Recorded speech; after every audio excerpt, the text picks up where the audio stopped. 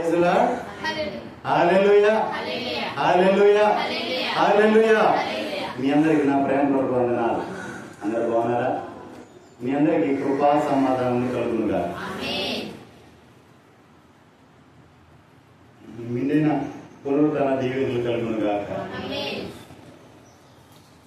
చూడండి, ఆదికాండము 26వ అధ్యాయం 12వ వచనం ధ్యానించుకుందాం.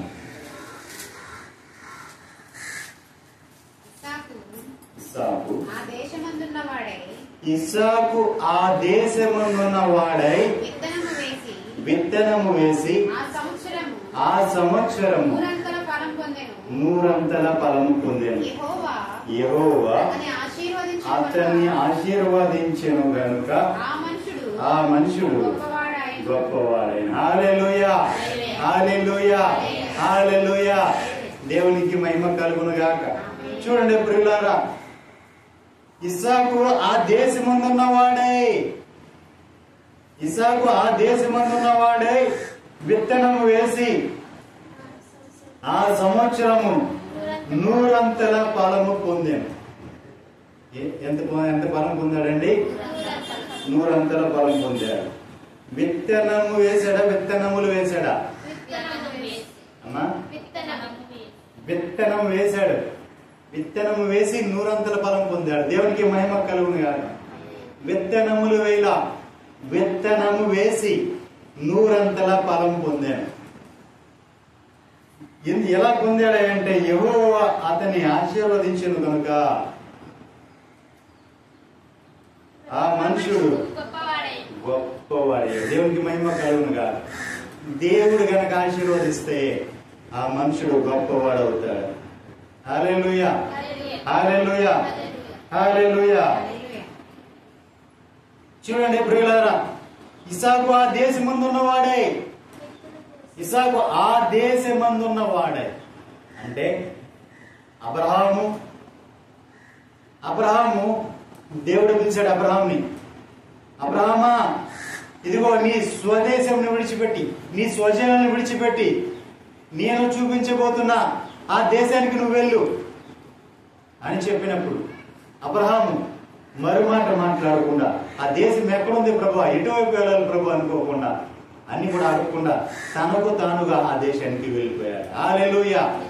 ఆ దేశానికి వెళ్లే కొద్దిగా అబ్రహాము ఆశీర్వదించబడుతూ వెళ్ళాడు. ఆ దేశానికి వెళ్ళిన తర్వాత అబ్రహాము నలుదిక్కులా వ్యాపించాడు. దేవునికి మహిమ కలుగునుగా. అబ్రహాంకి ఆశీర్వాదం ఇచ్చాడు, వాగ్దానం చేశాడు దేవుడు. తర్వాత ఇస్సాకు కాలంలో ఒక కరువు వచ్చింది. ఇస్సాకు తన తండ్రి దగ్గర నుంచి వేరైపోయి వేరే చోటుకి వెళ్ళిపోయాడు. తన తండ్రి దగ్గర నుంచి వేరే చోటుకి వెళ్ళాడు ఇస్సాకు. ఎందుకంటే అబ్రహాము మరి ఒక పెళ్లి చేసుకున్నాడు. అక్కడ వేరొకరిని పెళ్లి చేసుకున్నాడు. ఎవరొక అంటే శారానే కాదు, ఇంకొక ఆమెను కూడా పెళ్లి చేసుకున్నాడు. పెళ్లి చేసుకున్నాక అక్కడి నుంచి ఇస్సాకు వేరుగా ఉన్నాడు. వేరైపోయి ఇస్సాకు వేరుగా ఉంటున్నాడు. అలా వేరుగా ఉంటున్నప్పుడు ఇస్సాకు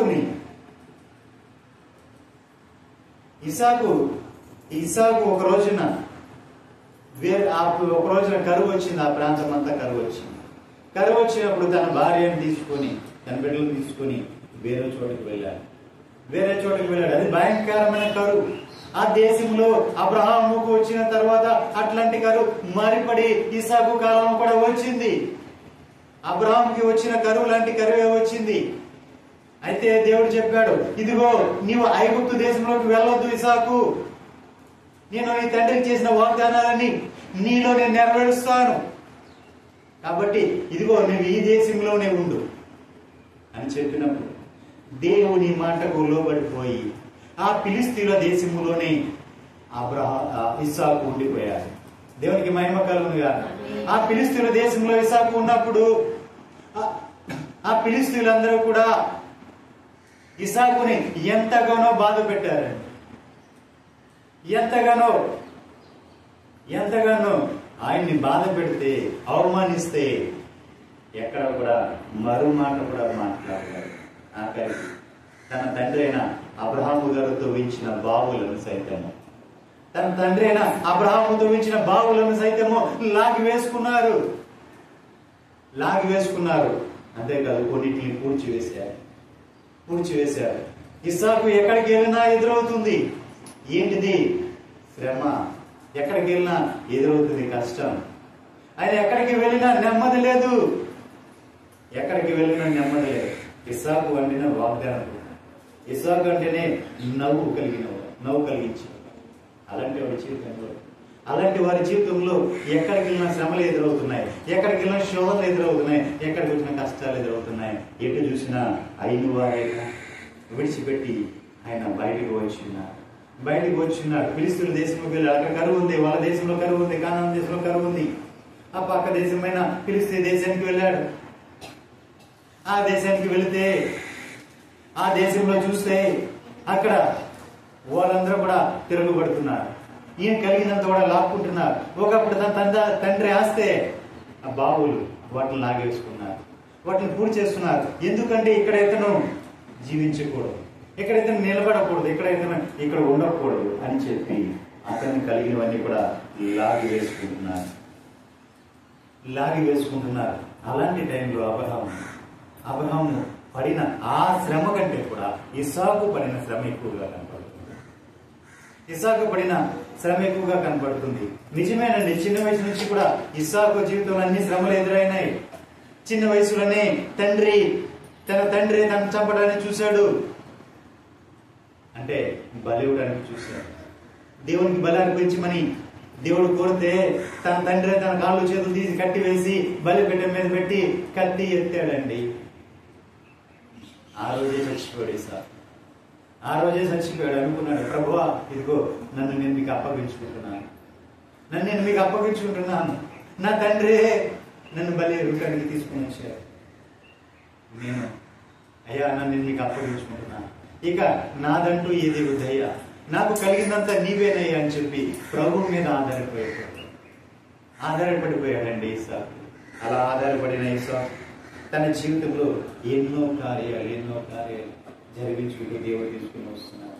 భయంకరమైన కరువులు, తినడానికి లేక అక్కడ నుంచి తన కలిగినంత తీసుకుని వేరే దేశానికి వెళ్తే ఆ దేశంలో ఉంటే దేవుడు చెప్తున్నాడు, ఇదిగో ఈ దేశాలన్నీ కూడా నీ సంతానానికి నేను ఇస్తాను ఇస్సాకు, ఈ దేశాలన్నీ కూడా నీ సంతానానికి నేను ఇస్తా, నువ్వు ఎక్కడి నుంచి ఎక్కడికి వెళ్ళొద్దు, ఐగుప్తులోకి నువ్వు వెళ్ళొద్దు, ఇక్కడే ఉండు అని చెప్తే ఆ కష్టాలను ఎదుర్కొంటూ దేవుడి యొక్క మాటను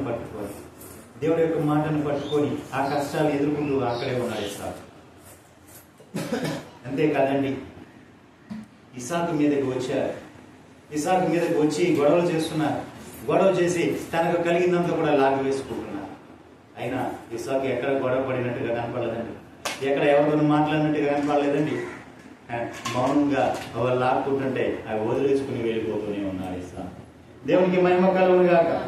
చూడండి, మరి అలాంటి ఇస్సాకు ఆ సంవత్సరం విత్తనం వేసి 100 అంతల పంట ఎలా కోసాడు,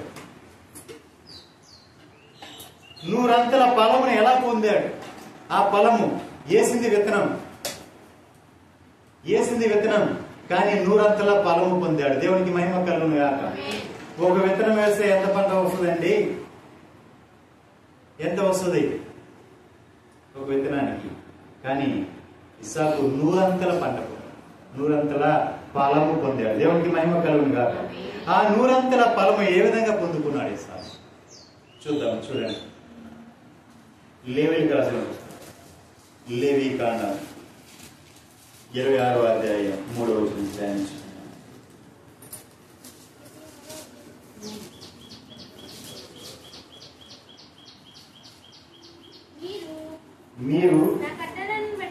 మీరు నా కట్టడాలను బట్టి నడుచుకొని నా ఆజ్ఞలను ఆచరించి వాటిని అనుసరించి ప్రవర్తించిన ఎడల మీ వర్షాకాలములలో మీకు వర్షం ఇచ్చేదను, మీ భూమి పంటలనిచ్చును, మీ పొలము చెట్లు ఫలించును.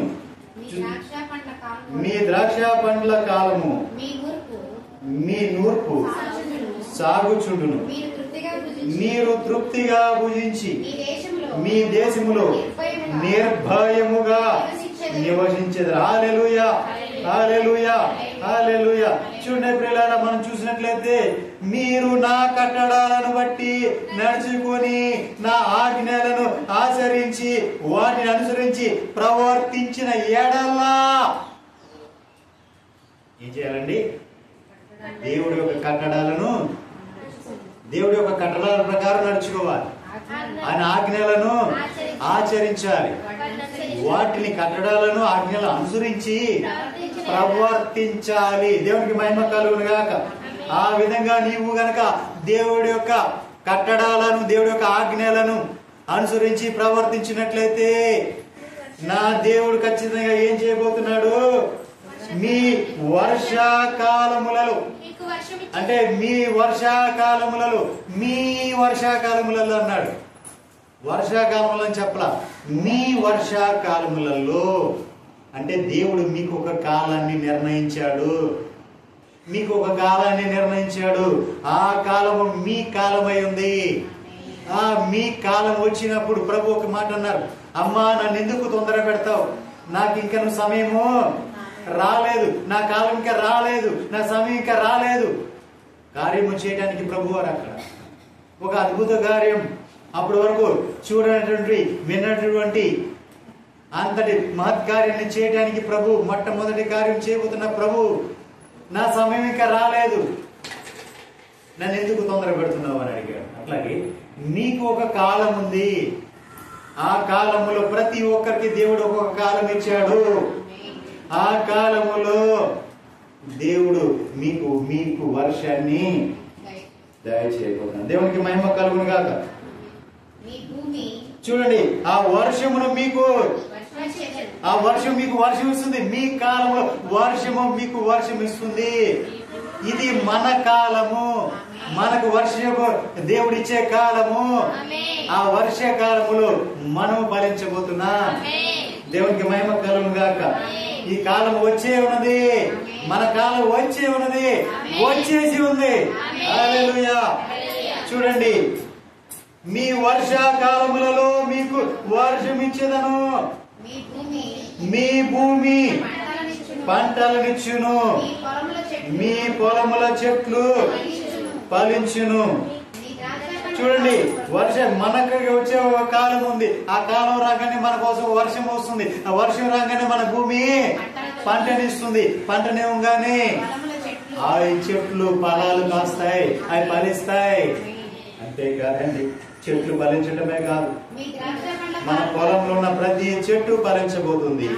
మన ద్రాక్ష పండ్ల కాలము వరకు కూడా మీ నూర్పు సాగుచుండును. అంటే చూడండి, ద్రాక్ష ఫలము ఫలించే కాలం వరకు కూడా పాత ఉన్నాయి కదా, పలిచినవి ఉన్నాయి కదా, ఆ నూర్పు సాగుతూనే ఉంటదంట. అంటే దేవునికి మహిమ ఎంత కృప అంటే చూసారా? నూర్పు ఎప్పుడు వస్తుంది? పంట పోయంగానే నూర్పు నూరుస్తాం. అంతేనా? ద్రాక్ష గెల్లు పోయంగానే త్రొక్కుతాం, ద్రాక్ష రసాన్ని తీయడానికి గానగాడతాం, ఆ నూరుస్తూ ఉంటాం. కానీ ఇక్కడ దేవుడు ఏమంటున్నాడంటే, నీ కొత్త పంట వచ్చే వరకు కూడా నీ పాత పంట నూర్చబడుతూనే ఉంటది. హల్లెలూయా. ఎంత ప్రపోజ్ చూడండి. పాతది ఇంకా పాత పడక మునిపే, అది అవ్వక మునిపే మరిపడి కొత్త వచ్చి కొట్టులో చేరిపోతుంటాయి. ఆ కాలం వచ్చే ఉన్నది. దేవునికి మహిమ కలుగును గాక. మీ పొల చెట్లు ఫలిస్తాయి ఖచ్చితంగా. మీ పొలాల్లో ఉన్న చెట్లన్నీ కూడా ఖచ్చితంగా ఫలిస్తాయి. అయ్యో, ఈ చెట్టు ఇప్పుడు కాయట్లేదే అనుకుంటున్నావేమో. అంటే పొలంలో ఉన్న చెట్లు అంటే ఎవరు? సంఘమే పొలం, సంఘం అనే పొలం. ఇప్పుడు పొలంలో ఉన్న చెట్లు ఎవరు? ఇప్పుడు మీరేం చేస్తారు? ఖచ్చితంగా ఫలిస్తారు. దేవునికి మహిమ కలుగును గాక. ఇది మన కాలం వచ్చే ఉంది, మనకు వర్షం ఇచ్చే కాలం ఇది. దేవునికి మహిమ కలుగును గాక. మన భూమి ఫలించే కాలం ఇది. మన చెట్లన్నీ కూడా ఫలిస్తాయి. మీ ద్రాక్ష పండ్ల కాలం వరకు కూడా మీ నూర్పు సాగుతూనే ఉంటుంది. హల్లెలూయా, హల్లెలూయా, హల్లెలూయా. ఎంత కృప కలిగిన దేవుడు చూడాలి, ఎంత కృప కలిగిన వాడండి. మీ కొత్త ద్రాక్ష రసం రాకముందే, అవి ఇంకా కొయ్యక ముందే, అవి ఇంకా పుష్పించక ముందే, అవి ఇంకా ఫలించక ముందే ప్రాత ద్రాక్ష రసం అయిపోతుందేమో అని కంగారు పడుతున్నావేమో. కానీ కానానులో అద్భుతం చేసిన నా ప్రభు ఉన్నాడే, ఆ ద్రాక్ష రసం అక్కడ అయిపోయింది. ద్రాక్ష రసం అయిపోయింది, అయ్యా కార్యం చేయమని. కానీ ఇక్కడికి వచ్చేపటికి, మన దగ్గరకు వచ్చేపటికి ప్రభు ఏం చేస్తున్నాడో తెలుసా? ఆ ద్రాక్ష రసం ఇంకా పాతది ఇంకా మన దగ్గర రావకముందే కొత్త ద్రాక్ష రసం వచ్చేస్తుంది. హల్లెలూయా. పాత పంట మన దగ్గర రావకముందే కొత్త పంట వచ్చేస్తుంది. హల్లెలూయా, హల్లెలూయా, హల్లెలూయా. మన దగ్గర ఉన్న సమృద్ధి అవ్వకముందే సమృద్ధి వచ్చి చేరిపోతుంది. దేవునికి మహిమ కలుగునుగా. చూడండి, మీరు తృప్తిగా భుజించి మీ దేశంలో నిర్భయముగా నివసించదు. హల్లెలూయా, హల్లెలూయా. చాలా మందికి ఇది లేదు, చాలా మందికి ఇది లేదు. ఒక్కొక్కడికి రాత్రులు నిద్ర పట్టదు. ఎంత సంపాదించినా ఏం ప్రయోజనం ఉంది? ఎవడొచ్చి దోసుకుపోతాడో అని, ఎవడు ఏ విధంగా అయిపోద్దో అని. మరి కొంతమంది ఇంకొక జబ్బు, ఏం జబ్బు? ఎంత ఉన్నా తినలేని జబ్బు, ఎంత ఉన్నా తినలేని జబ్బు. తినడానికి శరీరం సహకరించదు, ఎందుకంటే తనలో ఉన్న రోగాలను బట్టి. కానీ ప్రభు మనకేం చెప్తున్నాడు చూసారా? ఏం చెప్తున్నాడు? మీరు తిని తృప్తిగా భుజించి మీ దేశంలో నిర్భయముగా నివసిస్తారు. దేవునికి మహిమ కలుగును. తిని తృప్తి చెంది, తిన్న తర్వాత తృప్తి, ఆ తృప్తి ఇక చాలు. నేను ప్రభువా నాకు ఇచ్చిన సమృద్ధి చాలు, నాకు ఇచ్చిన సమృద్ధి చాలు, నేను తిన్నాను తృప్తిగా, నేను తింటున్నాను, నాకు చాలు అన్నంత నీకు సమృద్ధి ఇచ్చిన తర్వాత, నీవు తిని తృప్తి చెందిన తర్వాత నీవు నీ దేశంలో నిర్భయముగా, దేవునికి మహిమ కలుగుతా. ఇక నువ్వు భయపడక్కర్లా, నువ్వు దేనికి కూడా భయపడక్కర్లా, ఎవరికి కూడా భయపడక్కర్లా. ఎందుకంటే నువ్వు నిర్భయంగా నీ దేశంలో నివసిస్తావు. దేవునికి మహిమ కలుగును గాక. అయ్యో ఏమైపోతుందో రేపటి గురించి చింత, ఈ చింత ఏం చేస్తుంది? అయ్యా ఈ రోజు నేను తినేస్తే రేపటికి ఏమైపోతామో, ఉండదో. లేదా ఒక్కొక్కరు చూస్తామండి, వాళ్ళు తినలేరు కానీ కూడగడుతూ ఉంటారు. పిల్ల ఉండదు, పాప ఉండదు. కష్టపడి కూడగట్టి ఏం చేస్తారు? వాళ్ళు తినరు, ఇంకోటి ఎవరికో కట్టాల్సి వస్తుంది. కానీ ఇక్కడ దేవుడు అది చెప్పట్లా.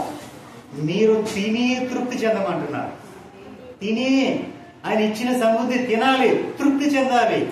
దేవుడు కనికరం కలిగిన వాడండి. ఆయన కనికరం కలిగిన వాడు. ఆయన ఏది కూడా అరకొరగా పెట్టేవాడు కాదండి, సమృద్ధిగా అనుగ్రహించేవాడు. ఆ సమృద్ధిలో ఎంత సమృద్ధి అంటే, ప్రభువా నాకు ఇంకా చాలు, నేను తిని తృప్తి చెందుతున్నానయ్యా అనే సమృద్ధి కలిగేవాడు. అంత సమృద్ధిని ఇవ్వగలిగిన వాడు. కానీ చాలా మందికి అదే తృప్తి లేదు. వాళ్ళ జీవితం తృప్తి లేని జీవితం. జలగలంటి వారు, జలగ ఇమ్ము అంటదంట. ఏమంటదండి? ఇమ్ము అంటది. ఇదివరకు మన ఏట్లో పట్టే జలగలు, గేదెలకి చూసారా? నాసులో నేను సన్నగా కొడుకు పేరులాగా ఉండే చూసారా? అది గేదె పట్టిన తర్వాత అవి గంట 2 గంటల తర్వాత చూస్తుంది ఎంతలో పోయేది? కప్ అంతలా పోయేది. అయ్యేదా? ఇంతలా పోయేది. అయినా వదిలిపెట్టేది. ఇంకా తాగుతూ సన్నగా పేలుగులాగా ఉండే జలగ, పొడుగ్గా సన్నగా ఉండే జలగ ఇంతలా అయిపోయింది. అంటే ఎంత రక్తం తాగినా ఇంకా తాగాలని ఉంటదంట. అంటే దానికి తృప్తి లేదు. తృప్తి ఉందా? తృప్తి లేదు. ఇలాంటి జీవితం జీవిస్తున్న వారు చాలా మంది ఉన్నారు. తృప్తి లేని జీవితం. తృప్తి చెందాలి, దేవుడు ఇచ్చిన దాంతో తృప్తి చెందాలి. దేవునికి మహిమ కలుగునుగా.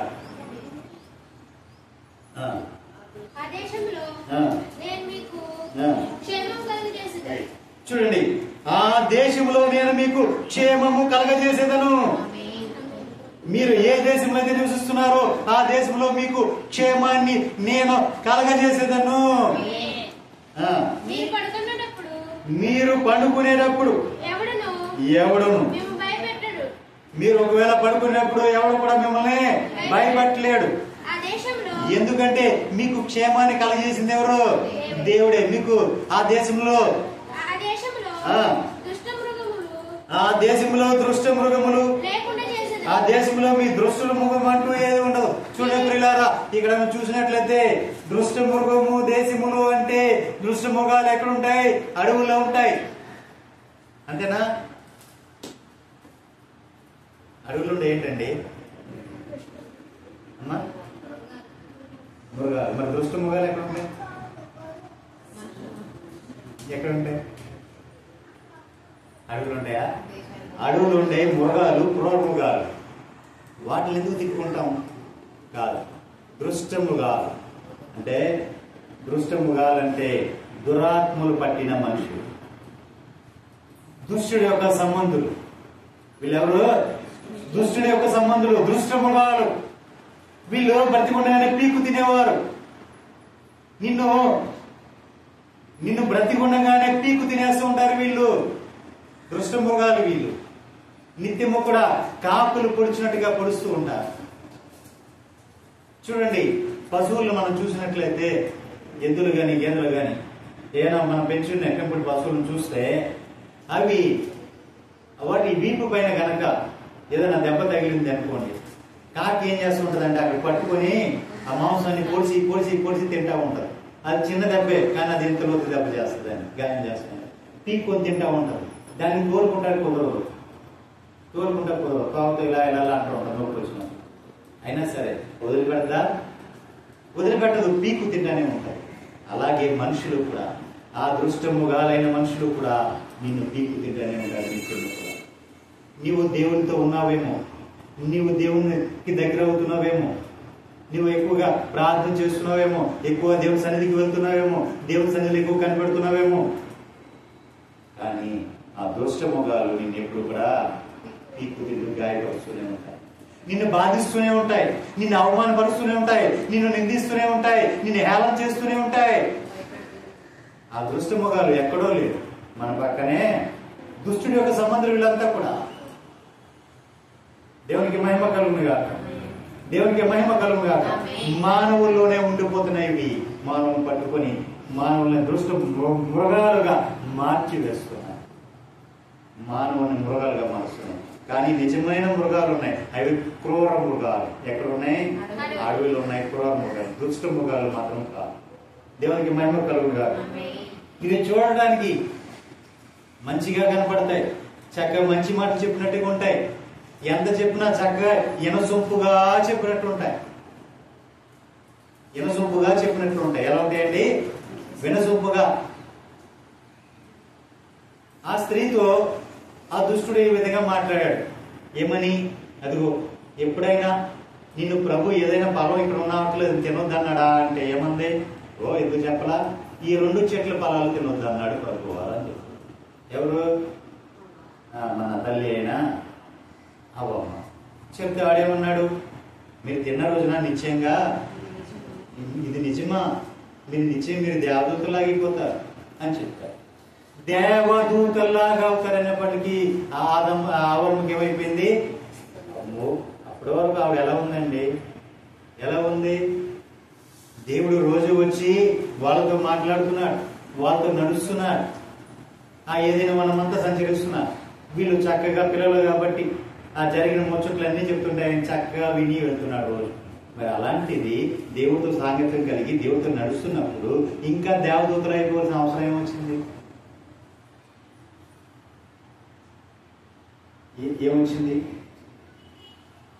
దృష్ట ముఖము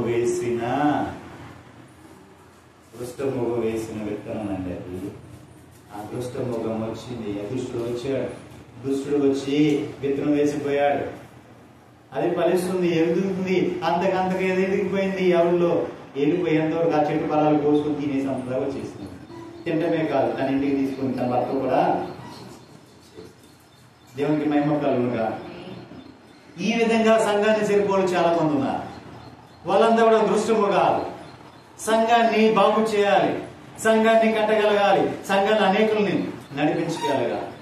అంతే తప్ప ఆ పాడు సంఘాలను పాడు చేయకూడదు. దేవుని సంఘం ఆయన రక్తం ఇచ్చి కొనుక్కున్న అమూల్యమైన సొత్తు. ఈ సొత్తును పాడు చేయడానికి ఆ దుష్టుడు చూస్తుంటాడు.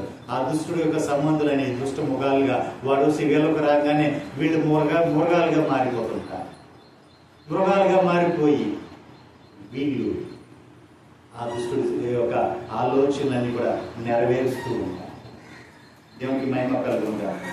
ఆ దేశంలో నేను మీకు క్షేమమును కలగజేసేదను, మీరు పండుకొని ఎవడను మిమ్మను భయపెట్టాడు. దేవునికి మహిమ కలుగుగా. మీకు ఆ దేశంలో ఏమవుతుంది? క్షేమం వస్తుంది. మీరు పండుకున్నా సరే మిమ్మల్ని భయపడినోడు ఎవడు కూడా అక్కడ ఉండడు. దేవునికి మహిమ కలుగుగా.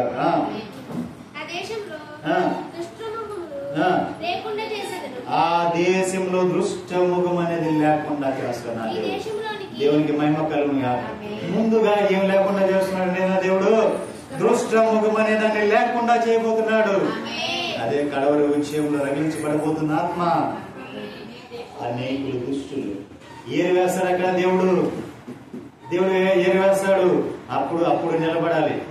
ఎవరిది ఏంటి అనేది అప్పుడు కనపడదు ప్రజలకు. దేవుడికి మహిమ కలుగునుగా. మీ దేశంలోనికి ఆ దేశంలోకి ఏ రాదు? ఖడ్గం రాదు. అంటే యుద్ధం రాదు. దేవునికి మహిమ కలుగును గాక. ఆ దేశంలో ఎప్పుడు కూడా నెమ్మది ఉంటది, సంతోషం ఉంటది, సమాధానం ఉంటది, సమృద్ధి ఉంది, కృప ఉంది, అన్ని కూడా ఉన్నాయి.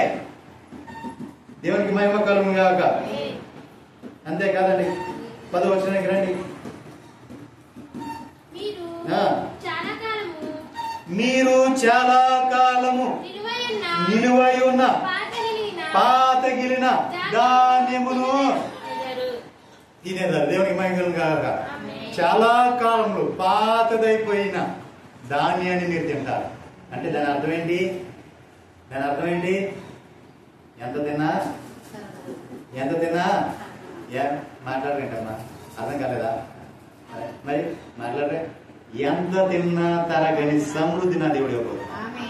నీవెంత తిన్నా తరగదు. అది తరగపోవడమే కాదండి, కొత్తది వచ్చి చేరుతా ఉంటది. పాతదే తరగట్లా, కానీ కొత్తదే వచ్చి చేరిపోతుంటది. దేవునికి మహిమ కలుగునుగా. ఎంతటి గొప్ప, ఎంతటి గొప్ప, ఎంతటి గొప్ప. చదువు. కొత్తది వచ్చినను పాతది మిగిలి ఉండును. హల్లెలూయా, హల్లెలూయా, హల్లెలూయా. కొత్తది వస్తూ ఉంటుంది, పాతది ఇంకా మిగిలి ఉంటది. దేవునికి మహిమ కలుగును గాక. నా మందిరమును మీ మధ్య ఉంచెదను. నా మందిరమును మీ మధ్య ఉంచుతాను. దేవునికి మహిమ కలుగును గాక. ఇప్పుడు ఆయన మందిరం ఎక్కడ ఉంది? మీ మధ్య ఉంది. హల్లెలూయా. ఇప్పుడు పాతది అవ్వకముందే కొత్తది వచ్చిపోతుంది. ఇప్పుడు ఎంత తిన్నా పాతది తరగట్లా, కొత్తదే వస్తుంది. దేవునికి మహిమ కలుగును గాక.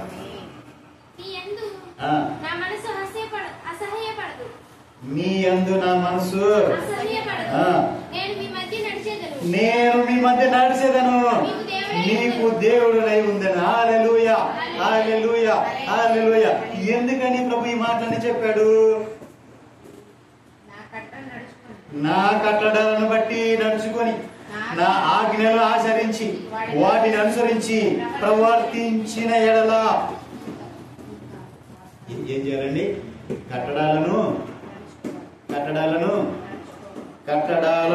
నా కట్టడాల ప్రకారం నువ్వు నడుచుకోవాలి, నా ఆజ్ఞలను ఆచరించాలి. వాటి ఏది నువ్వు ప్రవర్తించిన ఎడల. దేవునికి మహిమ కలుగును గాక. ఇవి ప్రవర్తిస్తే చాలు, ఈ ఆశీర్వాదం నీకే.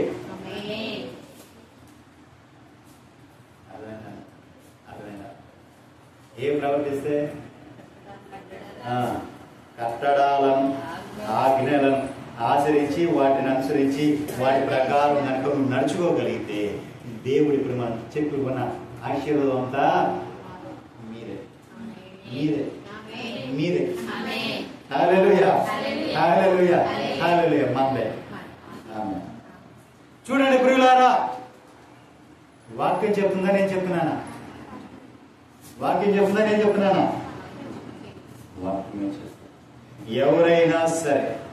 ఎవరైనా సరే ఆయన యొక్క కట్టడాలను ఆయన ఒక ఆజ్ఞలను ఆచరించి దాన్ని అనుసరించి నీవు ప్రవర్తిస్తే నీ వర్షాకాలం నీకు వర్షం వస్తుంది.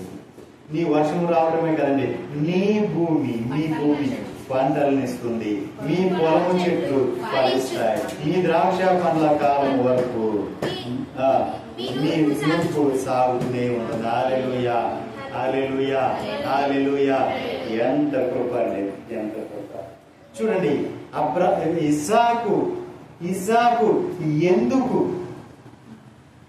ఇసాకుని ఎందుకు దేవుడు ఎంతగా ఆశీర్వదించాడు? ఇసాకు విత్తనం ఎత్తి 100 అంతల ఫలం ఎందుకు పొందుకున్నారు? ఎలా పొందుకున్నారు? ఆయన కట్టడాలను అనుసరించి, ఆయన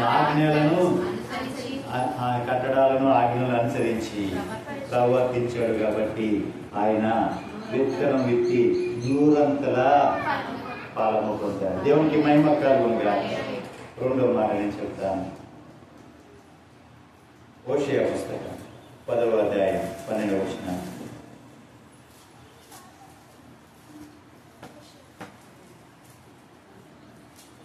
హోషేయ 10:12. నీతి ఫలించినట్లు. చూడండి, ఏం ఫలించాలి? నీతి ఫలించినట్లుగా మీరు విత్తనం వేయాలి. ప్రేమయను. చూడండి, నీతి ఫలించినట్లుగా విత్తనం వేయాలి. హల్లెలూయా. ఏం ఫలించాలండి? నీతి ఫలించే నీతి విత్తనం వేయాలి. ఆ నీతి ఫలించడానికి నువ్వు వేసే విత్తనం ఏంటి? నీతి అనే విత్తనం వేయాలి. దేవునికి మహిమ కలుగుగా. ఆ నీతి అనే విత్తనం కనుక నువ్వు వేయగలిగితే, ఆ నీతి అనే విత్తనం కనుక నీవు గనక వేయగలిగితే, నా దేవుడు చెప్తున్నాను చూడండి, ఆ విత్తనం వేయుడి, ప్రేమయను పంట మీరు కోస్తారు. దేవునికి మహిమ కలుగును గాక. ఎక్కడైతే నీతి అనే విత్తనం నువ్వు వేస్తావో అక్కడ ప్రేమ అనే పంటనే కోస్తావు. దేవునికి మహిమ కలుగును గాక. ఆ నీతి అనే విత్తనం, నీతికి రాజు ఎవరండి? ప్రభువైన యేసుక్రీస్తు. ఆయన ఏం పంచండి ఈ లోకానికి వచ్చి? ప్రేమను పంచాడు. దేవునికి మహిమ కలుగును గాక. ఆ నీతి అనే విత్తనం కనుక నీవు కనుక వేయగలిగితే ప్రేమ అనే పంట నీవు కోస్తావు. దేవునికి మహిమ కలుగును గాక. యెహోవా, చూడండి, యెహోవాను వెతుకుటకు ఇదే సమయం. చూడండి, యెహోవాను వెతికే సమయం ఇదే, దేవుడిని వెతికే సమయం ఇదే. నీవు ప్రభువుని యేసుక్రీస్తు వారిని వెతకాలంటే సమయం ఇదే సమయం. కనుక ఆయన ప్రత్యక్షమై నీ మీద నీతి వర్షమును కురిపించినట్లు ఇది వరకెన్నడును దున్నని బీడు గుమ్మలను దున్నుడి. హల్లెలూయా, హల్లెలూయా, హల్లెలూయా. చూడండి, మీరు ముందుగా ఏ విత్తనం వేయాలి? నీతి ఫలించడం కోసం నీతి ఫలించినట్లుగా మీరు విత్తనం వేయాలి. అప్పుడు మీరు ప్రేమను పంట పోస్తారు. అంతేకాదండి, అంతేకాదండి. దేవుణ్ణి వెతికే సమయం ఇదే సమయం కనుక ఆయన ప్రత్యక్షమై మీ మీద నీతి వర్షం కురిపించాలి. కాబట్టి దేవుడు మీ మీద మీకు ప్రత్యక్షమై మీ మీద నీతి వర్షం కురిపించాలంటే మీరు ఇదివరకు ఎన్నడు దున్నని బీడు భూములను దున్నాలి. హల్లెలూయా, హల్లెలూయా, హల్లెలూయా. బీడు భూములు అంటే పాడైపోయినాయి. బీడు భూములు మనకు తెలియదండి. పాడైపోయిన భూములు వ్యవసాయానికి చేసి చేసి చేసి దాని వల్ల కొంతకాలానికి బీడి భూమిగా మారిపోయి అదేమైపోతే మొలకలతోనూ గచ్చతోనూ మలిసిపోతుంది. బీడి భూమి ఎక్కడెక్కడ పగిలిపోయి నెరలిచ్చిపోయి, అంటే కొంచెం ఆధ్యాత్మిక స్థితిలోకి మనం వెళ్తే ఎవరైతే పడిపోయారు, ఎవరైతే భక్తి నుంచి, వైరాగ్యం నుంచి, ఆ ప్రతిష్ఠ నుంచి పడిపోయి దేవుడికి దూరం అయిపోయి ఉంటారు. ఇందుకే చెప్పుకున్నాం కదా, క్రూర మృగాలు, దుష్ట మృగాలు బాగా ఉంటుంది. దేవుడికి మహిమ కలుగును కాదు. దుష్ట మృగాల ద్వారా గాయపరచబడి వాటికి లోనైపోయి వాటిలోకి లొంగిపోయి వాళ్ళలో చిక్కుపడిపోయి పక్కదారి పట్టి తప్పిపోయారే ఆ జనాంగం ఉన్నారు కదా. మునిపెన్నడో దున్నని బీడు భూమిగా మారిపోయారు వాళ్ళు. ఒకప్పుడు సాగు భూమేనండి, ఒకప్పుడు మంచి భూమి, అది ఫలవంతమైన భూమి, సారవంతమైన భూమి. కానీ ఈ రోజున అది ఎలా మరి పంటకు సేద్యానికి పనికిరాని భూమిగా మారిపోయింది. ఒకవేళ నీ స్థితి అలా ఉందేమో, అందుకే ప్రభు నీతో మాట్లాడుతున్నారు. దేవునికి మహిమ కలుగునుగా.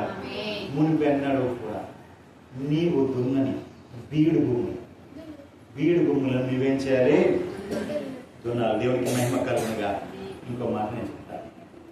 నీకు తెలిసి ఎవరైనా ఉన్నారేమో ప్రభుని ఎరగనటువంటి వారు, ప్రభు అంటే తెలియని వారు, ప్రభు ఒక ప్రేమను ఎరగినటువంటి వారు, ఆ ప్రేమను కనుక నీవు కనుక చూపించగలిగితే, నా ప్రభు ప్రేమ ఇది అని నువ్వు చెప్పగలిగితే, అది మునిపెన్నడూ దున్నని బీడు భూమి, నువ్వు దున్నట్లే, అది నీవు దున్నినట్లే ఆ భూమి, దాని ఫలం నువ్వే అనిపించబోతావు. దేవునికి మహిమ కలుగునుగా. నీ ప్రవర్తన ఆధారము చేసుకొని నీ బలాద్యులను నమ్ముకొని నీవు చెడుదనపు పంటకై. చూడండి, నీ ప్రవర్తన ఆధారం చేసుకుని నువ్వు చెడుదనం అనుకుని నీవు దున్నేవు అనుకో, ఆ పంట దున్నేవు. అది చూసారా, మీరు చెడుదనం ఆధారం చేసుకుంటే గనక పాపం అనే కోత కోస్తారు. ఏ కోతను కోస్తారండి? పాపం అనే కోతను కోస్తారు. పాపం పరిపాపమైన మరణానికి దారి తీస్తుంది. కాబట్టి నీవు చెడుతనం వైపు కూడా ఆధారం చేసుకోవాలి. మరి ఏది ఆధారం చేసుకోవాలి? నీతి అను ఫలం, నీతి అను విత్తనం వేస్తే, నీతి అని విత్తనం నువ్వు వేస్తే కనుక ప్రేమ అను పంటను కోస్తావు. ప్రేమ అను పంటను కోస్తావు. ప్రేమ అను పంటను కోయటం నీకు మంచిదా? లేదా నీవు చెడు పంటను కోయటం మంచిదా?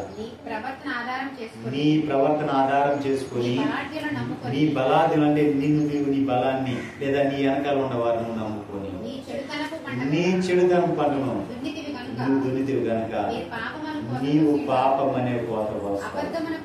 అబద్ధమున నువ్వు దేనికైతే ఫలం ఉందో ఆ ఫలం నువ్వు పొందేవు. నువ్వు ఏదైతే నాటుతున్నావో, ఏ చెట్టు అయితే నువ్వు విత్తుతున్నావో ఆ ఫలాన్ని నువ్వు పొందుతావు, ఆ ఫలాన్ని పొందుతావు. అందుకే నా ప్రభు చెప్తున్నారు ఏమని?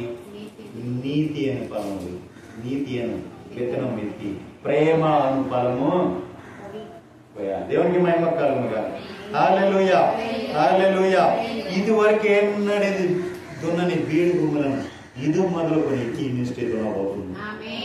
హల్లెలూయా, హల్లెలూయా, హల్లెలూయా. ప్రపంచ నలుదిక్కులకు నా ప్రభువే రథసారథిగా ఈ మినిస్ట్రీ పనిచేయబోతున్నారు. హల్లెలూయా. చూడండి ప్రియులారా,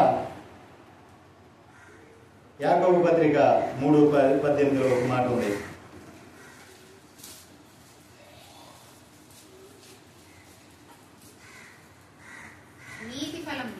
నీతి ఫలం. చూడండి, నీతి ఫలం ఏంటిది? సమాధానము. సమాధానము చేయవారికి సమాధానమందు మాత్రమే ఎత్తబడుతుంది. దేవుడికి మహిమ కలుగునుగా. నీతి ఫలము ఇది ఎవరి దగ్గర అయితే నీతి ఫలం ఉందో, ఎవరైతే నీతి ఫలం నాటుతున్నారో, ఎవరైతే నీతి ఫలం విత్తుతున్నారో వారికి సమాధానము చేయవారికి సమాధానము వెత్తబడుతుంది. హల్లెలూయా. అంటే నీతి అని ఫలం విత్తితే ప్రేమ అని పంట పోయడమే కాదు, సమాధానము కలుగుతుంది. హల్లెలూయా. సమాధానం కావాలండి. ప్రేమ సమాధానము నీకుండా. ప్రేమయు సమాధానం. సమాధానం లేనివాడు, ప్రేమ లేనివాడు వాడు వ్యర్థుడే.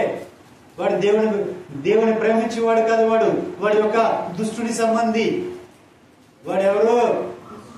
దుష్టుడి సంబంధి, దుష్ట మృగము వాడు. దేవునికి మహిమ కలుగునుగా. అయితే 17వ వచనం రండి.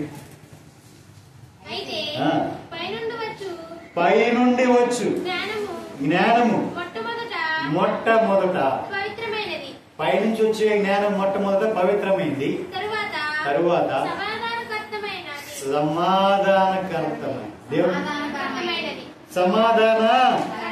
సమాధానకరమైంది. దేవునికి మహిమ కలుగును గాక. మొదటిగా పైనుంచే జ్ఞానం ఎలాంటిది? పవిత్రమైంది. రెండోది సమాధానకరమైనది. అంతేకాదు, మూడోది మృదువైనది, సులభముగా లోబడిపోయేది, కనికరముతోను మంచి ఫలముతోను నిండుకొనున్నది, పక్షపాతమేమైనను వేషధారణైనను లేనిదైనది. హల్లెలూయా, హల్లెలూయా, హల్లెలూయా. నీతి అనే ఫలం ఏమేమి ఉన్నాయి? నీతి అనే ఫలంలో ఏమున్నాయి? పవిత్రమైనది ఒకటి, పవిత్రమైనది, సమాధానకరమైనది, మృదువైనది, సులభముగా లోబడినది, కనికరమును మంచి ఫలముతోను నిండుకొన్నది, పక్షపాతము లేనిది, వేషధారణ లేనిదేముంది. దేవునికి మహిమ కలుగును గాక. ఇదంతా కూడా ఏ ఫలాలు? ఇవి నీతి అనే ఫలం.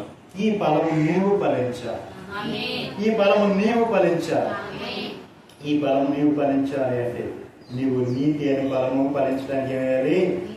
నీతి అని విత్తనం వేయాలి. దేవునికి మహిమ కలుగును గాక. అలా నీతి అని విత్తనం వేసి మునిపెన్నడు ఇది వరకు అన్నాడు దున్నని బీడు భూములను నీవు దున్నుదువు గాక. అంటే పైనుంచి అలా దున్నినప్పుడు, మునిపెన్నడు లేని బీడు భూములు దున్నినప్పుడు పైనుంచి వచ్చే ఒక జ్ఞానం ఉంది. అది దేవుడి నుంచి వచ్చే ఆత్మ. ఈ ఆత్మ, ఈ జ్ఞానం వచ్చినప్పుడు అది ఏమవుతుంది? మొదట పవిత్రమైంది. పరిశుద్ధాత్ముడు పవిత్రమైన వాడు. రెండోది ఆ సమాధానం కలిగించేవాడు. పరిశుద్ధాత్మ దేవుడు పవిత్రమైన వాడు, సమాధానం కలిగించేవాడు. ఆయన మృదువైన వాడు, సులభంగా లోబడిపోయేవాడు. ఆయన కనికరముతోను మంచి ఫలములతోను నిండుకున్నవాడు. ఆయన ఎవరి పక్షపాతం చూపించు, వేషధరణ ఆయనలో లేనే. దేవునికి మహిమ కలుగుగా. ఈ 7 ఫలాలు ఇవి నీతి ఫలాలు. ఈ 7 ఫలాలు మీకు ఎక్కడి నుంచి వస్తాయండి? పైనుంచి వచ్చేవి. పైనుంచి వచ్చేవి అంటే పరిశుద్ధాత్మ దేవుడు, పరిశుద్ధాత్మ ద్వారా నీకు అనుగ్రహించబడే ఫలాలు ఇవి. ఆత్మ ఫలాలు ఉన్నాయి, ఇవి నీతి ఫలాలు. ఆత్మ ఫలాలు ఉన్నాయి, ఆత్మ వరాలు ఉన్నాయి. ఇవన్నీ కూడా పరిశుద్ధాత్మ దేవుడికి అనుగ్రహించేవి. వెలుగు ఫలాలు ఉన్నాయి, ఇవన్నీ కూడా పరిశుద్ధాత్మ దేవుడికి అనుగ్రహించేవి. దేవునికి మహిమ కలుగునుగా. నీతి అనే నువ్వు ఫలం విత్తనం విత్తినప్పుడు, ఆ ప్రేమ అనే పంట పోసినప్పుడు పరిశుద్ధాత్మ దేవుడు నీలోనికి పయనించి దిగి వచ్చి 7 ఫలాలు నీకు అనుగ్రహిస్తారు. దేవునికి మహిమ కలుగునుగా. మూడోదిగా ఒక మాట చెప్పాలని ఆశపడుతున్నాను. చూడండి, ఏప్రిల్ రాసిన పత్రిక 11వ అధ్యాయం 13వ వచనం. ఏప్రిల్ రాసిన పత్రిక 11వ అధ్యాయం 13వ వచనం. వీరందరూ ఆ వాగ్దానముల ఫలమును అనుభవింపకపోయినను దూరము నుండి చూసి వందనము చేసి తాము భూమి మీద పరదేశులమును యాత్రికులమునై ఉన్నామని ఒప్పుకొని విశ్వాసము గలవారై. దేవునికి మహిమ కలుగునుగా. చూడండి, వీరందరూ కూడా వాగ్దాన ఫలమును అనుభవింపకపోయినను, ఒక వాగ్దానం చేశాడు దేవుడు. ఆ వాగ్దాన ఫలాన్ని అనుభవించలేకపోయినా సరే, వాళ్ళు దూరం నుండి చూసి వందనం చేశారంట. ఆ వాగ్దాన ఫలం ఎలా ఉంటుందో దూరం నుంచి చూసి వందనం చేశారు. దేవునికి మహిమ కలుగునుగా. అలా వందనము చేసి చూడండి, ఆ వందనం చేశారు. ఎందుకంటే తాము భూమి మీద పరదేశులమై ఉండి యాత్రికులమును. చూడు, మేము పరదేశులమును, మేము యాత్రికులమై ఉన్నాం భూమి మీద అని చెప్తున్నాడు. కానీ ఈ వాగ్దానం చేసింది ఎవరితో? వారితోనే. ఆ ముగ్గురితోనే వాగ్దానం చేశాడు దేవుడు. ఆ వాగ్దాన్ని అనుభవించలా. వీరు అనుభవించకపోయినను ఆ వాగ్దానాన్ని దూరంగా చూసి కూడా వందనము చేశారు. దేవునికి మహిమ కలుగును గాక, దేవునికి మహిమ కలుగును గాక. వీరు ఎందుకయ్యా అంటే వీరు ఆ వాగ్దానం చేసిన దేశంలోనే ఉన్నారు. ఆ వాగ్దానం దేవుడు ఇచ్చాడు, ఇదిగో ఈ దేశాన్ని నీకు నీ పిల్లలకు నేను స్వాసిగా ఇస్తున్నాను. అంటే స్వాస్యం అంటే ఆస్తి, తరతరాలుగా పితృల పారంపర్యంగా వచ్చే ఆస్తి. అంటే తాత నుంచి, తండ్రి నుంచి, ముత్తాత నుంచి, వాళ్ళ నుంచి సంక్రమించే ఆస్తి. ఇది స్వాస్యం అంటారు. ఈ ఆస్తి వాళ్ళకి ఇచ్చి ఇదిగో మీ ద్వారా అని చెప్పి అబ్రాహాముకి దేవుడు వాగ్దానం చేశారు, ఈ దేశాన్ని నీకు నీ పిల్లలకి ఇస్తాను అని. ఇస్సాకుకి దేవుడు వాగ్దానం చేశాడు, ఈ దేశం. చూడు దేవుడు ఏం చెప్తున్నాడు, ఈ దేశంలో నీవు పరవాసివై ఉండు. అంటే చూడండి, ఈ దేశంలో నువ్వు ఎప్పుడు కూడా ఎలా ఉండాలి? పరవాసి. అంటే పరవాసి అంటే ఇప్పుడు మన భారతదేశానికి ఈ అమెరికా నుంచో, ఇంగ్లాండ్ నుంచో, బ్రిటన్ నుంచో, జర్మనీ నుంచో, వేరే దేశం నుంచి ఒక వ్యక్తి వచ్చాడండి. వచ్చినప్పుడు ఆ వ్యక్తి ఈ దేశానికి ఏమవుతాడు? పరవాసి అవుతాడు. ఈ దేశానికి హక్కుదారుడు కాడు. అంటే ఈ దేశంలో అతను ఉన్నంతకాలం కూడా అతను ఏ దేశం నుంచి వచ్చాడో ఆ దేశం నుంచి వాడిగా పిలువబడతాడు. అమెరికా నుంచి వచ్చిన వాడైతే ఆ అమెరికా నుంచి పిలువబడతాడు. దేవునికి మహిమ కలుగును కాదు, ఆ దేశం వాడే అనుకుంటా అని చెప్తారు. అట్లాగే కొంతమంది మన దేశానికి వచ్చారు, కొంతమంది మన దేశానికి వచ్చి క్రైస్తవాన్ని తీసుకుని వచ్చారు. క్రైస్తవాన్ని తీసుకుని వచ్చి ఈ దేశానికి వచ్చి వాళ్ళు ఈ దేశంలో మన ఈ క్రైస్తవాన్ని నాటి తిరిగి వాళ్ళ దేశానికి వెళ్ళిపోయిన ఉన్నారు, లేదా ఈ దేశంలో చనిపోయిన వారు ఉన్నారు, చంపబడ్డ వారు కూడా ఉన్నారు. కానీ ఆ ఫలము ఎలా ఉంది? వాళ్ళు వేసిన విత్తనం ఈరోజు ఎలా ఉంది? ఫలిస్తూ ఉంది. ఆ చెట్టు ఎదిగింది, పెద్దయింది, ఫలిస్తూ ఫలిస్తూ ఫలిస్తూ ఇప్పుడు నూరంతలుగా దేశమంతా కూడా వ్యాపించబోతుంది. హల్లెలూయా, హల్లెలూయా, హల్లెలూయా. దేశమంతా కూడా వ్యాపించబడబోతుంది. అంతే. ఈ దేశానికి వాళ్ళు వచ్చి ఈ దేశానికి వచ్చిన విత్తనాలు మిషనరీలుగా వచ్చారండి. విదేశాల నుంచి సేవ చేయడానికి వచ్చారు. తినడానికి తిండి లేకుండా, కట్టుకోవడానికి వస్త్రం లేకుండా వాళ్ళు ఎన్నో శ్రమలు పడ్డారు. ఎన్నో అవమానాలు, దొంగతనాలు, దోపిడీలు ఎన్నో నిలువుగా దోసుకున్నారు. పిల్లల్ని భార్యలు కూడా చంపేశారు, వాళ్ళను కూడా చంపేశారు. అయినా సరే వాళ్ళు వేసిన విత్తనం ఈ రోజున ఈ భారతదేశాన్ని కదిపేస్తుంది. హల్లెలూయా. నేను ఒక మాట చెప్తాను, గుర్తుపెట్టుకోండి. రాబో కాలంలో క్రైస్తవుడు అనబడిన వాడే ఈ భారతదేశంలో ఉన్న ప్రతి ఒక్కరిని పోషించి వాడే ఉంటాడు. భయంకరమైన విపత్తులు రాబోతున్నాయి, భయంకరమైన విపత్తులు రాబోతున్నాయి. ప్రభుత్వాలు ఏం చేయలేవు. ఇప్పుడు భారతదేశంలో మేము అత్యంత ధనవంతులు, సంపన్నవంతులు అని చెప్పుకుంటున్నా, ఎవడు కూడా ఏమీ చేయలేడు. క్రీస్తు ప్రేమను కలిగిన క్రైస్తవుడు వాడు పేదవాడై ఉన్నా సరే వాళ్ళని ఆదుకునే వాడై ఉంటాడు. హల్లెలూయా, హల్లెలూయా, హల్లెలూయా. అంత కృప ప్రభు ప్రేమలో ఉంది. దేవునికి మహిమ కలుగును గాక. హల్లెలూయా. కిందకి రండి.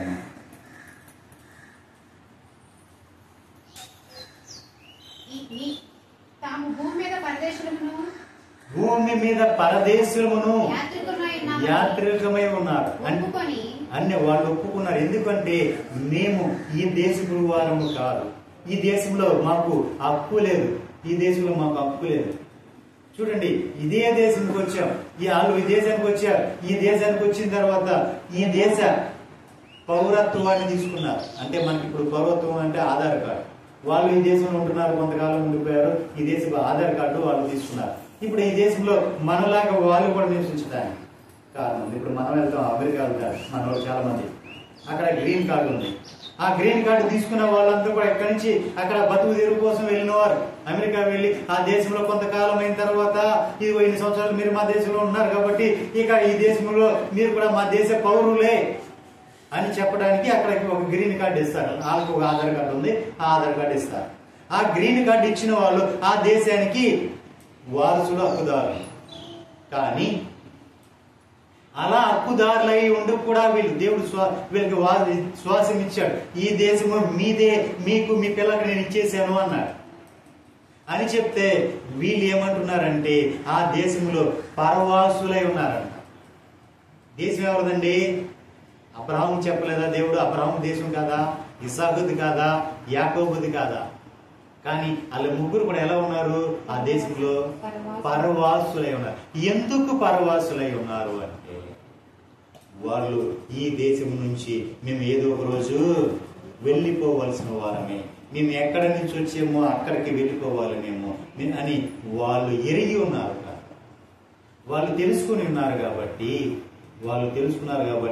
ఈ దేశం ఉన్నంత కాలము కూడా మేము మాకు ఈ దేశానికి మేము పరవాసులమే, యాత్రికులము పరవాసులము అన్నారు.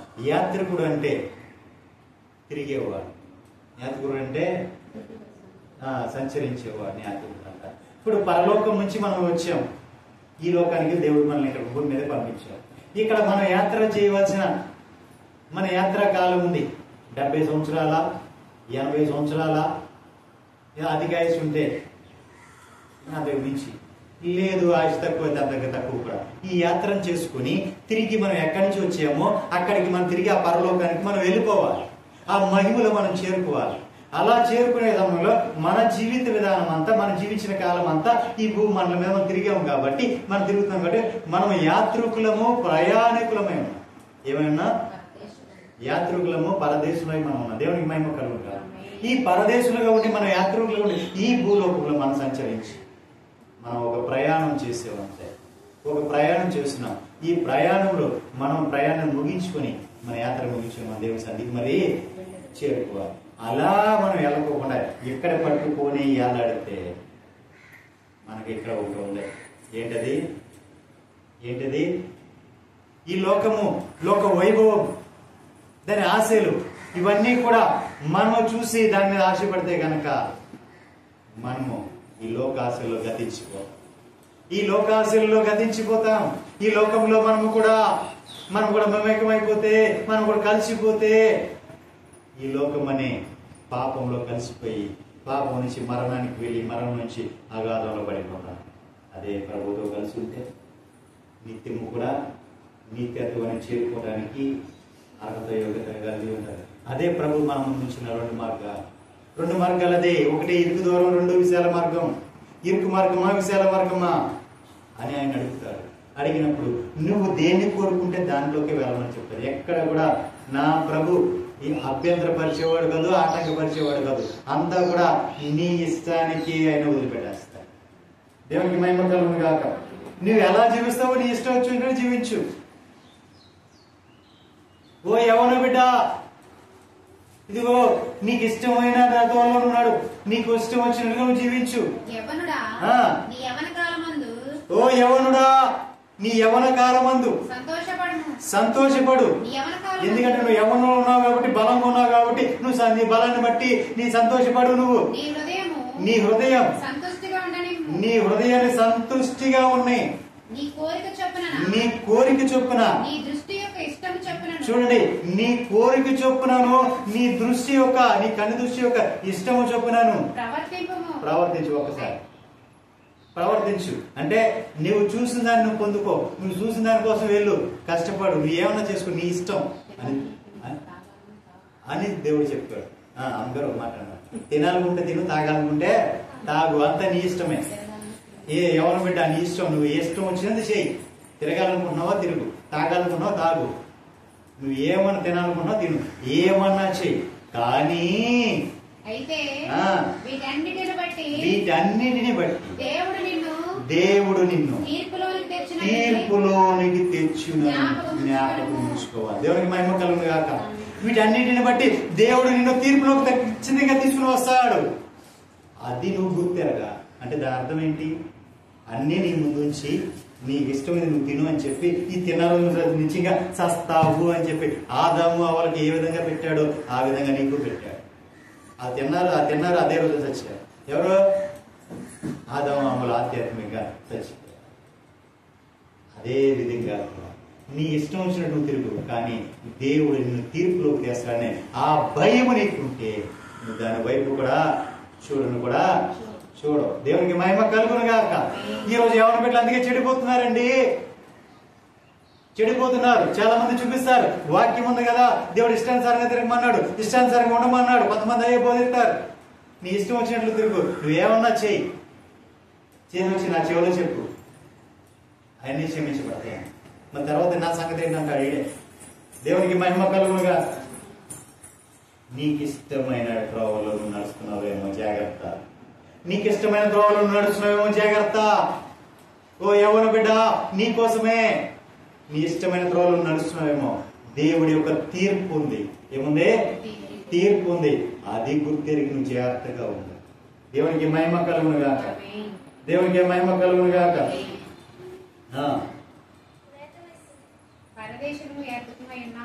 పరదేశులమును యాత్రికులమై ఉన్నామని ఒప్పుకొని విశ్వాసము గలవారు నువ్వు ఉంది. దేవునికి మహిమ కలుగును గాక. ఆ విశ్వాసం కలిగి ఉండాలి. దీనేమో ఈ లోకానికి వచ్చింది, మేము పాపం చేయడానికి రావాలా, మేము దోషము చేయడానికి రావాలా, లేదా మేము అనేకులను మోసం చేయడానికి రావాలా, మేము దేనికి వచ్చామయ్యా అని నీవు గుర్తెరగాలి. సత్యవాక్యంలోకి నడిపించడానికి నా ప్రభు నన్ను బ్రతికించాడు. నా ప్రభు నన్ను బ్రతికించాడు కాబట్టి ఆయన పని చేయడానికి నేను సిద్ధపడాలి. నేను బ్రతికి ఉన్నంతకాలము కూడా, నాకు అన్ని ఉన్నంతకాలము కూడా ఆయన మాట నేను వెళ్ళా. చిన్న వయసు నుంచి నా పిలుపు, దేవుని పిలుపు ఉంది, ఆయన లోబడినా. ఆఖరికి సాగుకు సిద్ధమైన నన్ను, డాక్టర్లు చచ్చిపోతారు అని చెప్పిన నన్ను తీసుకెళ్ళిపోయి ఏదైనా చచ్చిపోతారు, బతకూడదు అని చెప్పారు. బ్రతికించిన దేవుడి కోసం నేను బ్రతికిన కాలం అంతా ఆయన సాక్ష్యం. ఆ సత్యంలో కట్టబడాలనుకుంటున్నాను, అనేకులు ఆ సత్యంలో నడిపించాలనుకుంటున్నాను. నేను బ్రతకడం కోసం నేను సేవ చేయట్లేదు, నన్ను బ్రతికించాడు కాబట్టి నేను సేవ చేస్తున్నాను. దేవునికి మహిమ కలుగునుగా. హల్లెలూయా, హల్లెలూయా, హల్లెలూయా. ఆలోచన విశ్వాసమును బట్టి అతనితో వాగ్దానం. చదవమ్మా ఎబ్రీ పత్రిక 11వ అధ్యాయం 6వ వచనం. 9 విశ్వాసమును బట్టి అతడును అతనితో ఆ వాగ్దానమునకు సమాన వారసులైన ఇస్సాకును యాకోబును అనువారును గుడారములలో నివసించుచు అన్యుల దేశములో ఉన్నట్లు వాగ్దాన దేశములో పరవాసులైరి. హల్లెలూయా. వాగ్దాన దేశం అది, కానీ ఆ వాగ్దాన దేశంలో అన్యుల్లాగా వీళ్ళు పరవాసులై ఉన్నారంట. దేన్ని బట్టి? విశ్వాసాన్ని. దేవుడు ఖచ్చితంగా ఆయన రాజ్యంలో మమ్మల్ని చేర్చుకుంటాడు, మాకెందుకు ఇది అని చెప్పి ఆయన విశ్వాసం బట్టి దాన్ని ఏదైతే చూసారో దాన్ని వారు నమ్మారు. హల్లెలూయా, హల్లెలూయా, హల్లెలూయా. అదే ఎబ్రీ పత్రిక 6వ అధ్యాయం 7వ వచనం. ఎట్లనగా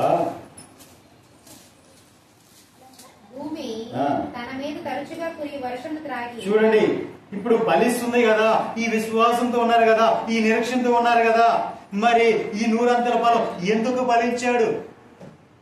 విత్తనం వేసి 100 ఆ ఫలము ఎందుకు అతను కోసుకున్నాడు?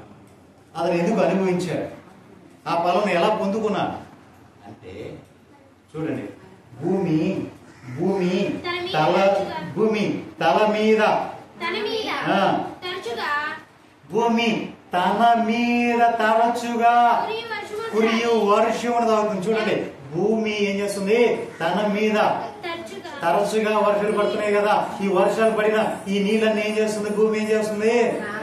తాగుతుంది. అది తాగి ఎవరి కొరకు వ్యవసాయం చేయబడును వారికి అనుకూలమైన పైరులను ఫలించుచు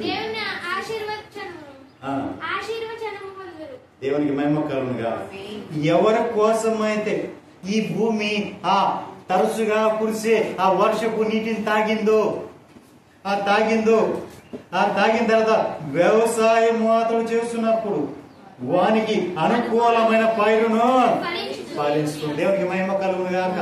వారు అనుకూలమైన పైరు ఏది అనుకూలమైందో ఆ పైరును ఫలిస్తుంది. అంటే నువ్వు ఏ పైరు వేస్తే ఆ పైరు ఫలిస్తుంది. ఎలా ఫలిస్తుంది? భూమి వర్షాన్ని తాగుతుంది. తాగి భూమి ఆ వర్షాన్ని తాగి తన మీద పడుతున్న తరచుగా కురిచిన ఆ వర్షాన్ని తాగి నీవు కోసము తాగుతుంది. నీవు వ్యవసాయం చేసినప్పుడు నీ కోసం అనుకూలమైన పైరును ఫలింపజేస్తుంది. దేవునికి మహిమ కలుగునుగా. దేవుడు నిన్ను దేవుని ఆశీర్వాదము, దేవునికి మహిమ కలుగునుగా. ఇప్పుడు ఆశీర్వచనాన్ని ఎవరు పొందారు? చెప్పాలి చదవండి ఆ మాట మరి ఒకసారి చదవండి. భూమి తన మీద తరచుగా కురి వర్షమును తాగుతుంది.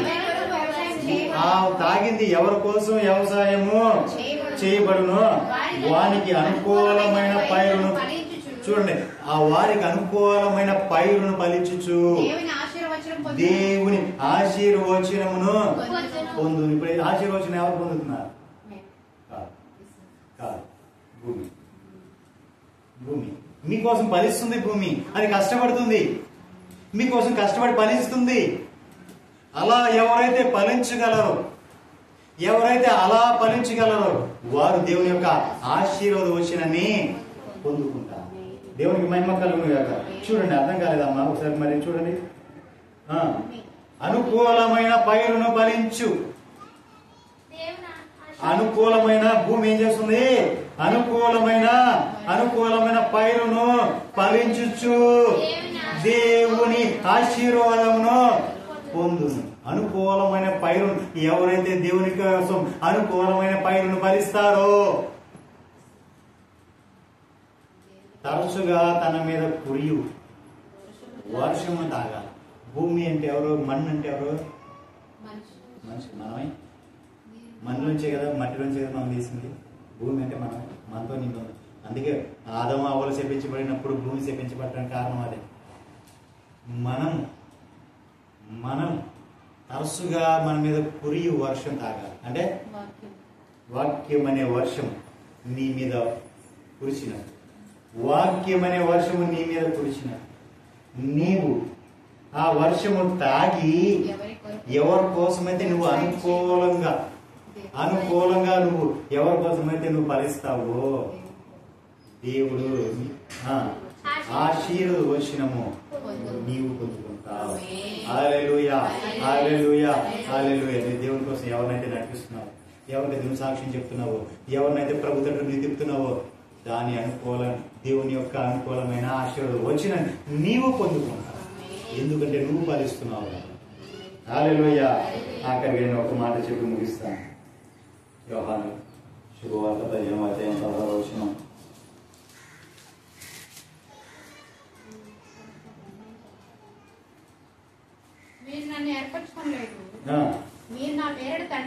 చూడండి, ప్రభువైన యేసుక్రీస్తు వారు ఒక మాట చెప్తున్నారు.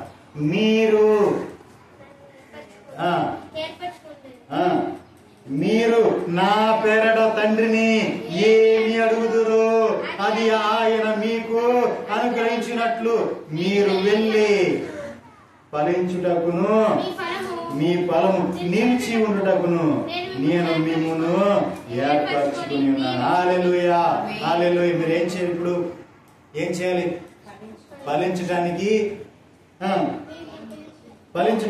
మీరు ఫలించుటకును మీ ఫలము నిలిచి ఉండుటకును. చూడండి, మీరేం చేయాలి? ముందుగా ఫలించాలి. ఆ ఫలించిన ఫలం నిలిచి ఉండాలి భూమి మీద. నువ్వు ఎవరైనా నడిపించావంటే, ఎవరైనా సాక్ష్యం చెప్పావంటే ఆ బిడ్డ నిలిచి ఉండాలి.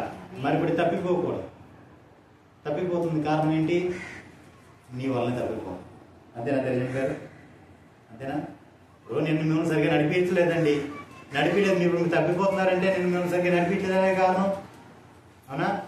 ఆయన సన్నిధికి మిమ్మల్ని దగ్గర చేస్తాను, సన్నిధికి రమ్మంటున్నా, మీరు సరిగ్గా రావట్లా, సరిగ్గా ఉండట్లా, చెప్పిన విధంగా వాక్యం సర్వం జీవితం లేదు అంటే ఇప్పుడు మీరు ఎవరిని చూస్తారు? అయ్యగారే అట్లేడు కదా, మనం చేసేది ఏంటి అనుకుంటారా? మరి మీ అయ్యగారు అట్లా ఉంటారా? ఎట్లా ఉంటాడు? ఎలా ఉంటాడండి మీ అయ్యగారు? చెప్పండి. సంఘమేగా చెప్పండి, మనమేగా మాట్లాడుకుంటాం. దేవునికి మహిమ కలుగును గాక. ఎవరినైతే మనం నడిపిస్తాం వాళ్ళు మనం ప్రభుని ఏర్పరచుకున్నాం. ప్రభువే మనల్ని ఏర్పరచుకున్నాడు. మనం ప్రభువే ఏర్పరచుకున్నాడు. ఎందుకు ఏర్పరచుకున్నాడంటే మనము ఫలించడానికి ఆయన ఏర్పరచుకున్నాడు. రెండోది ఆ ఫలం నిలిచి ఉండడానికి ఏర్పరచుకున్నాడు. మనం ఫలించాము, ఫలం అంటే కాదు. అకాల పళ్ళు రాలిపోతుంటాయి. గాలి వేసినప్పుడు మామిడి పళ్ళు సీజన్ కదా, కొంచెం గాలి వేసినా ఏది వడగాలి వచ్చినా కొన్ని కాయలు రాలిపోతుంటాయి. అవి తయారై రాలిపోతాయా? ఏమన్నా తయారై రాలిపోతాయా? గాడి పుట్టిపోయి ఎండిపోయి ఒళ్ళిపోయి రాలిపోతుంటాయి.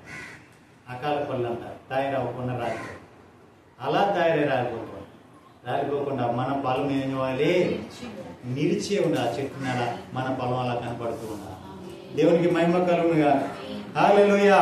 మన పొలము నిలిచి ఉండాలి. ప్రభు మనం పిలుచున్నది ఎందుకు? మనం ఫలించడానికి. మనం ఫలించిన మన పొలము అది నిలిచి ఉండడానికి పిలిచాడు. హల్లెలూయా, హల్లెలూయా. మరి అలాంటి పొలం మీరు ఫలిస్తున్నారా? అదే 5వ వచనం అనుకోండి. అదే అధ్యాయంలో 5వ వచనం. ద్రాక్షావళిని నేను, తీగలు మీరు. చూడండి, ఎవడు నా యందు నిలిచియుండును, నేను ఎవని యందు నిలిచియుండును, వాడు బహుగా.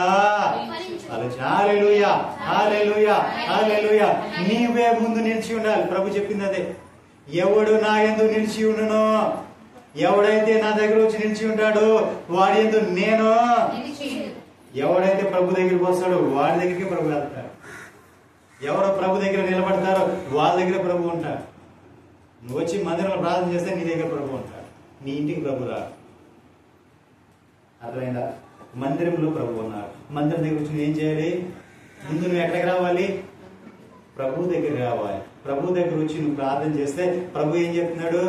నీవు ప్రభు దగ్గర వచ్చేవాడు, ప్రభు నీ దగ్గరికి వస్తా. దేవునికి మహిమ కలుగుతుంది. ఎవడు నా యందు నిలిచి ఉండును, నేను వాని యందు నిలిచి ఉండును, వాడు బహుగా ఫలించుతాడు. దేవునికి మహిమ కలుగునుగా. హల్లెలూయా, హల్లెలూయా, హల్లెలూయా. ఇప్పుడు ఎలా ఫలించాడు? ఎన్ని మాటలు చెప్పాను నేను?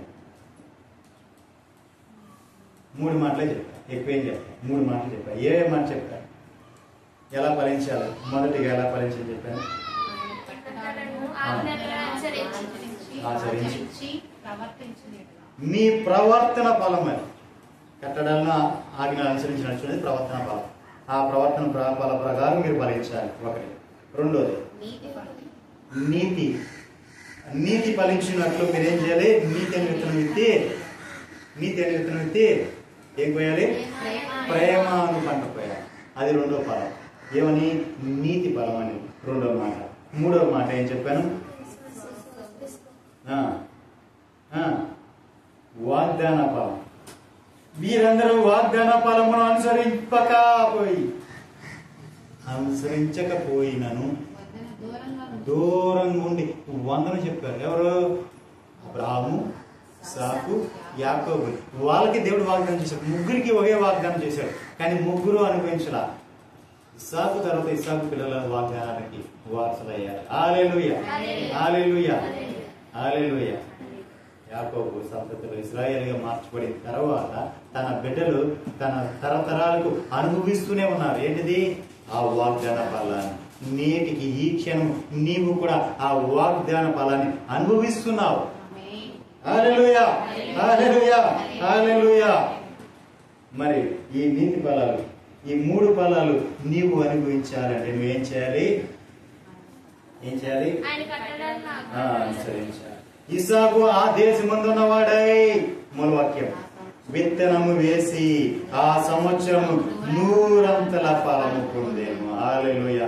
ఎందుకయ్యా 100 ఫలం పొందేవంటే యెహోవా అతనిని ఆశీర్వాదించెను గనుక ఆ మనుష్యుడు గొప్పవాడైపోయాడు. హల్లెలూయా, హల్లెలూయా, హల్లెలూయా. దేవుడు ఆశీర్వదిస్తే ఎవరైనా గొప్పవాడైపోయాడు. దేవునికి మహిమ కలుగును. అప్పటి వరకు పెంట కుప్పల్లో ఉండవచ్చు. దీనుడిగా ఉండవచ్చు, హీనంగా ఉండవచ్చు, నీచంగా ఉండవచ్చు, కానీ దరిద్రుడిగా ఉండవచ్చు. వారిని దేవుడు ఆశీర్వదిస్తే ఉన్నతమైన స్థలములలో వారిని కూర్చోబెట్టాడు. హల్లెలూయా. రాజుల సమూహంలో కూర్చోబెట్టగలిగిన దేవుడు మనం ఆరాధిస్తున్న దేవుడు. హల్లెలూయా, హల్లెలూయా, హల్లెలూయా. ఆదికాండం 27:13 అతను ఎలా వృద్ధి చెందాడు మాట చెప్పి నేను ముగిస్తాను. అభివృద్ధి పొందాడు కదా.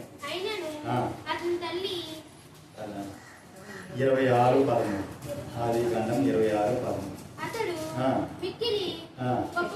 చూడండి అక్కడ ఇక్కడ ఏం చెప్పాడు? దేవుడు ఆశీర్వదించిన కనుక ఆ మనుషుడు గొప్పవాడయ్యాడు. అతడు మిక్కిలి గొప్పవాడయ్యాడు.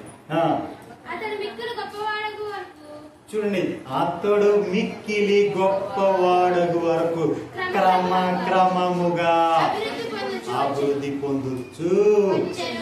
హల్లెలూయా, హల్లెలూయా, హల్లెలూయా. దేవుడు ఈ వాగ్దానం చేస్తా అన్నాడు కాబట్టి నేను ఇప్పటికిప్పుడే నాకు ఈ వాగ్దానాలు నెరవేరిపోవాలి. నేను ఇప్పుడిప్పుడే అనుభవించాలి. అంటే ఇసాకు అనుభవించాడా అండి? ఎన్ని శ్రమలు, ఎన్ని బాధలు, ఎన్ని ఇబ్బందులు అనుభవించిన తర్వాత అతను దేవుడు ఆశీర్వదించిన తర్వాత, అతను గొప్పవాడు అని చెప్పిన తర్వాత, అతను గొప్పవాడు చేసిన తర్వాత, అతడు గొప్పవాడు అవడానికి క్రమముగా అభివృద్ధి పొందించుకుంటూ వచ్చాడు దేవుడు. ఒకేసారి తీసుకుని వెళ్ళిపోయాడంటే ఒకేసారి పడిపోతాం. ఎలాగండి?